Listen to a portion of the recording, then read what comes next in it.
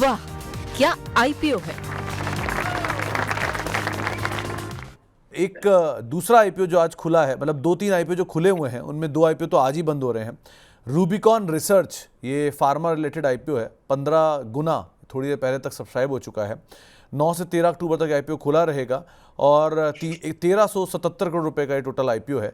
461 से 485 रुपये इसका प्राइस बैंड है और मोर और लेस यहाँ पर फ्रेश इशू ही किया गया 500 करोड़ रुपए का और 877 करोड़ रुपए का ओएफएस है।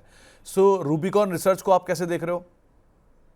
देखिए 10% की रिस्क है। अगर बहुत कुछ खराब हुआ, क्योंकि ओएफएस बड़ा हिस्सा है, बहुत कुछ खराब हुआ तो थोड़ा बहुत नीचे लिस्ट हो जाएगा, इससे ज्यादा नहीं होगा। तो 15,000 के 14,000 14,500 के आईपीओ साइज पे अगर 10% की भी रिस्क पकड़े हैं तो मान के चलिए कि 1400-1500 रुपए की रिस्क है। तो लिस्टिंग गेन के लिए तो कम से कम ये रिस्क 1500 रुपए की आपको लेनी चाहिए।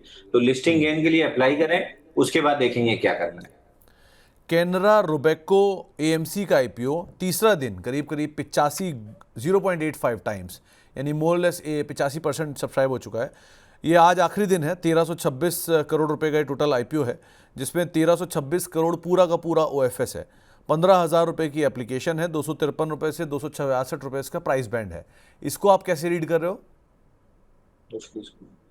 सर ये अगेन उस दिन मैनेजमेंट भी जब साथ में थी तब भी हमने डिस्कस किया था कि 100% ओएफएस है। तो लास्ट टाइम स्टार हेल्थ के साथ भी यही हुआ था कि जहां पे आईपीओ आया था वहां से नीचे नीचे और नीचे ही जाता गया काउंटर। तो मैं इसको अवॉइड की सलाह दूंगा। तो अभी भी वही है, मेरी तरफ से पर्सनली मैं बिल्कुल भी नहीं इसको अप्लाई की सलाह दूंगा। नहीं तो जैन साहब, ये एएमसी का आईपीओ है, ये इंश्योरेंस वाला नहीं है।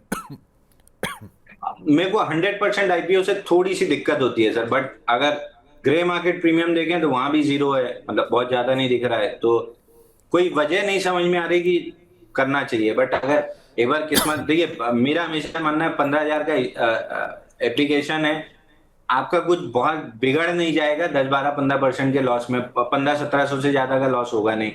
अगर सब कुछ ठीक ठाक बैठ गया और 15-20% मिल गया तो 5-7-8 दिन में 15% मिलना आपको 2 साल की एफडी के बराबर का पैसा है। तो ये छोटी छोटी रिस्क है जिनको अगर आप लेते रहते हैं तो एक एक्यूमुलेटेड साइज में बड़ी प्रॉफिट निकल सकती है।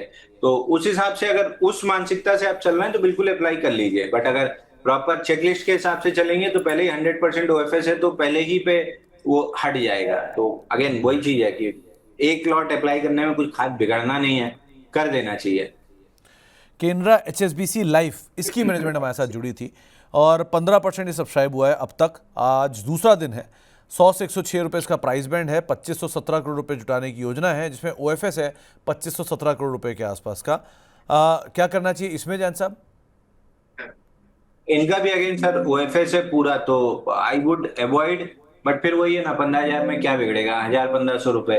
तो एक बार अप्लाई कर लीजिए, मे बी लिस्टिंग में ठीक ठाक पैसा मिल जाएगा। तब तक मार्केट का भी अगर सेंटीमेंट सुधर गया तो थोड़ी सी पॉजिटिव साइड में लिस्टिंग हो ही जाएगी।